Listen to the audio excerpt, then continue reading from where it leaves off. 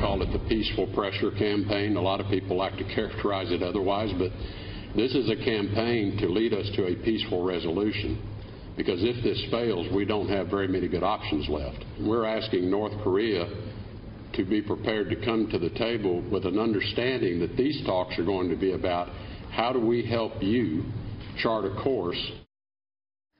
So that was Secretary of State Rex Tillerson moments ago speaking about the current situation with North Korea and efforting a peaceful resolution. Let's bring in Meredith Sumpter. She is Asia Director at the Eurasia Group. This is a very, very tenuous situation, obviously. There aren't a lot of good choices, and right now it's looking like the U.S. is saying either acquiesce on this idea of stopping with the nuclear tests and the nuclear weapon, or there's going to be war. Are there any other options? Well, certainly the U.S. government is very much focused on angling for that other option, as we just heard by the Secretary of State. His comments were also echoed by the President and also our Secretary of Defense here. And the aim of the U.S. approach is to ratchet up enough diplomatic and economic pressure on North Korea to force Pyongyang back to the table for talks. And that is what you're going to hear when President Trump meets with China's President Xi Jinping tomorrow at the backset of the G20. And that's going to be the focus of the U.S. administration for at least the next 6 to 12-month period of time. Yeah. Obviously, I mean, everyone's getting very nervous because it seems like this is what we have been trying for a long time, are these talks and these negotiations. And it seems like he just, you know, continues to test, continues to set off weapons. Listening to Charles Krauthammer and what he said last night, so if we wanted decisively after the strategic balance, we could return U.S. tactical nukes, which were withdrawn in 1991, to South Korea, or we could encourage Japan to build a nuclear deterrent of its own.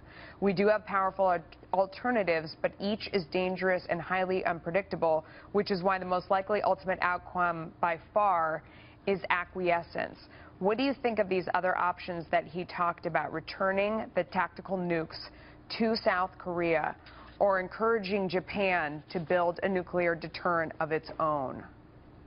Ratcheting up military pressure to that degree is not something that U.S. leaders are looking to do at the outset. Right now, what their focus is on... No, but what if it comes to that? Are those good options? They are not good options, and that's exactly what the U.S. government and the other powers in the region are trying to avoid.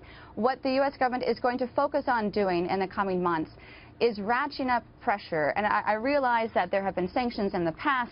These sanctions have been more of a piecemeal approach. And what you're seeing now with the U.S. president is he is looking to build a world-class sanctions regime and to bring along the international partners to close off the economic loopholes because from the U.S. government's perspective, Pyongyang has not been squeezed to the extent that they feel that they have no good option but to return to talks. And as such, just today you saw an announcement that the U.S. government is going to go after North Korean money that's in international banks, 8 major international banks. This is a new threshold in U.S. efforts to apply that kind of pressure. Yeah. They're also going to focus on China as well, given that that country constitutes about 85 to 90% of North Korea's trade. Yeah. I want to tell people what they're looking at on the screen right here, and this is the symphony that is going on in conjunction with this G20 meeting. You obviously see the leaders that we saw in the other pictures that were part of the meetings. You could see Angela Merkel there in the audience. We saw President Trump and First Lady Melania Trump also there as we see the symphony ending and them applauding and standing up. So I just wanted people to know what we are looking at.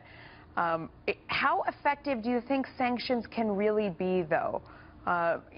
North Korea has been squeezed for quite a long time, and all it has really meant is the starving of the people. But the regime continues its iron grip. Right. Well, that comes down to the tactics and the approach that the U.S. government will next employ to try to bring that pressure to bear. Yeah. And what that means is that instead of allowing UN Security Council sanctions to speak for themselves, you might see the U.S. government do more to apply unilateral sanctions that impact companies, banks, individuals that are in other countries that have economic relations with North Korea. That means that you could see an expansion on Chinese banks. I don't mean to cut you off, but we have to go to break right here. Thank you for your insight. We always appreciate it.